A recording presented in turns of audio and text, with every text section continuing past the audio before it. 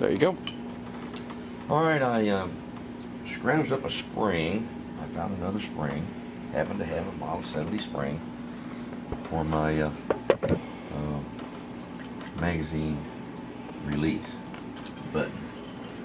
Now that I've put this together, I'm looking here and I'm seeing that I have the wrong pin holding this in place, which tells me I have put the wrong pin in this amazing floor plate here. So I've got to take it out now. Got to have the right pin. That pin's a little longer, so I've got to swap that out. Do that. All right, the longer pin goes in the floor plate, like so. And they're the same pin, just different in diameter, which is, I don't know, you gotta get it right. It's gotta be in the right place. All right, so that's right now. I got it straight.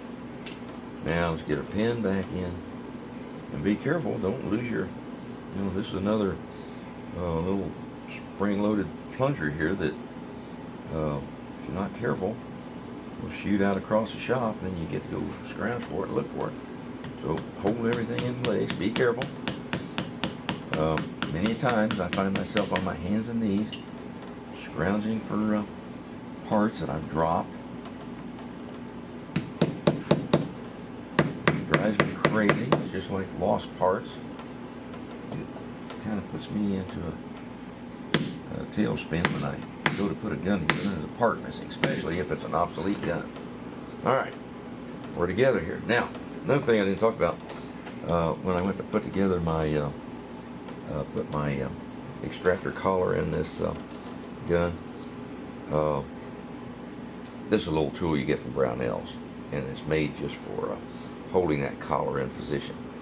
And I use that. It grips the collar together, pinches it together at the top, so you can slide that extractor on. So, a handy little tool. Pick one of those up. Works very well. Now, let's go ahead and put things together. Let's put the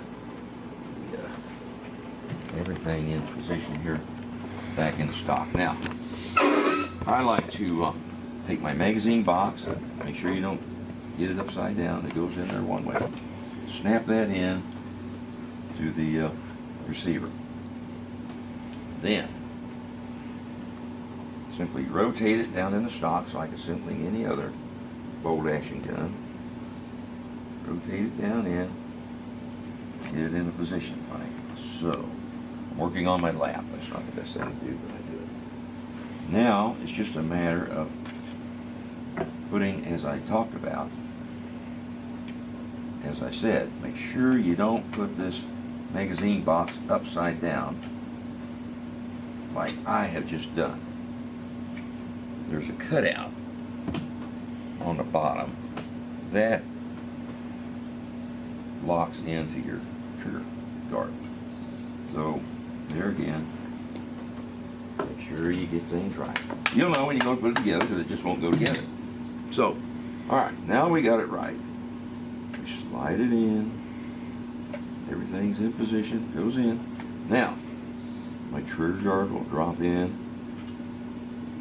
Sometimes I have to rock it up a little bit. Trigger guard goes in. There again, locks into the little recess. Recess in the magazine box. Floor plate and hinge plate go in like thus. Put your screws in.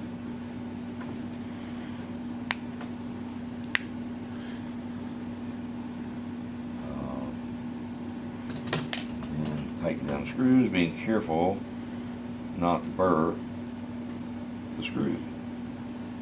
Of course, that's the gunsmith's curse. A bird screw. So things are going together.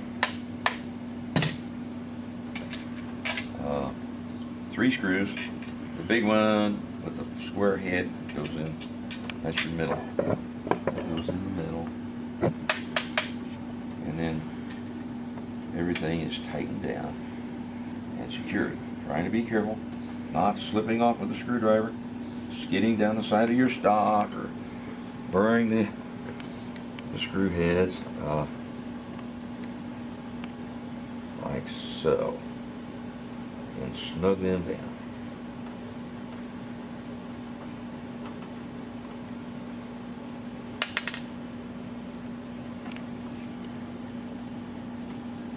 Done. One last one.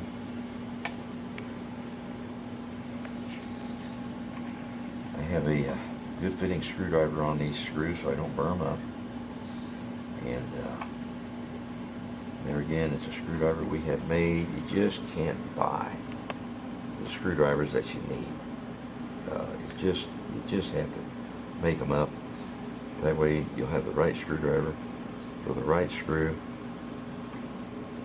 So this goes together like any other basically bolt action rifle. Simple, straightforward, not much to it. Snug them down. Another thing, when you're putting this in, like you saw me just now putting this, kind of tightening down. See where my hand was? If I were to slip about right now, where would it end up? Screwdriver through the hand. I've never done it. They tell me it hurts. Get your hand out of the way when you're tightening those tight screws. Like so. Another thing, not a good idea to hold small parts in your hand. Be turning on them, working on them with a screwdriver. I've heard tales, and I personally have seen once, screwdriver slipping off and going completely through a hand. There again, I haven't done it. They tell me it hurts. I don't want to know. Let's go ahead and snap on our magazine spring. Everything goes up in position. Pop, snaps in there like so. That looks like a factory gun. Let's put our bolt in.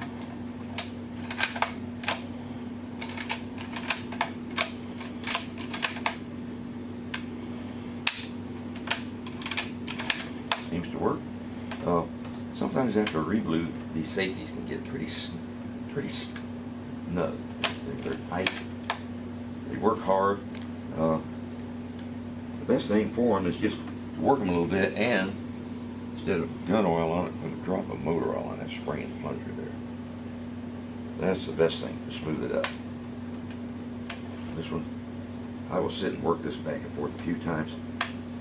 And it eventually will break in and start working a lot better. Right now it's a little tighter than I like, but I'll work with that here in a little bit. But anyway,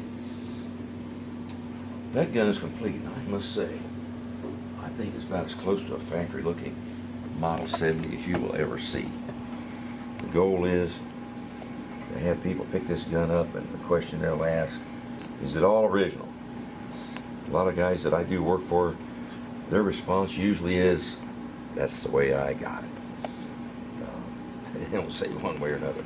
Now this gun, I don't think that's a factory original rear sight. It might be, but that's neither here nor there. I'm not in the Winchesters enough to recognize that, but that's what it looks like with that open pore finish. And there again, we're going to take some black Sharpies here and kind of just take care of the little shiny spots on the anodizing on this one, because it's just not bad enough to redo. If it were really a rough gun, we would go ahead and anodize it, and we do have means to do that. But on this one, it just looks so good, I'm just not going to do it. So there's our finished product. Our little featherweight Model 70, assembled together, checked out, everything works. And when that gets back in the hands of the owner, I think he's going to be delighted. But there again, that wood finish is not my favorite wood finish. I'm going to show you another one here. Just a few minutes of one of our satin finishes. This is one of my favorites. It's a great looking finish. But for a gun, if you want your gun really to look factory original, that's the kind of finish they had on it. Just kind of an open poured cheap finish that they slapped on in a hurry just to get them out. So it does look original, I'll say that.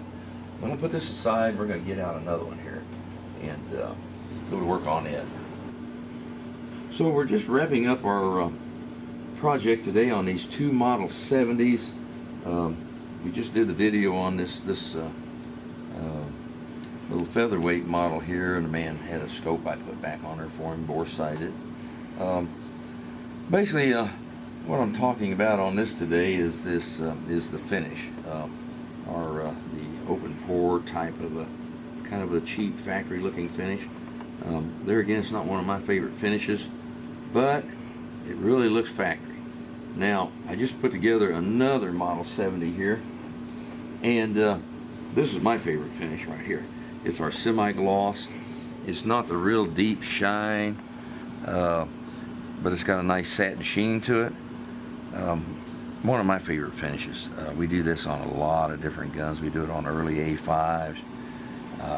I think it looks really good on these Winchester Model 70s. This is just another Model 70 I put together.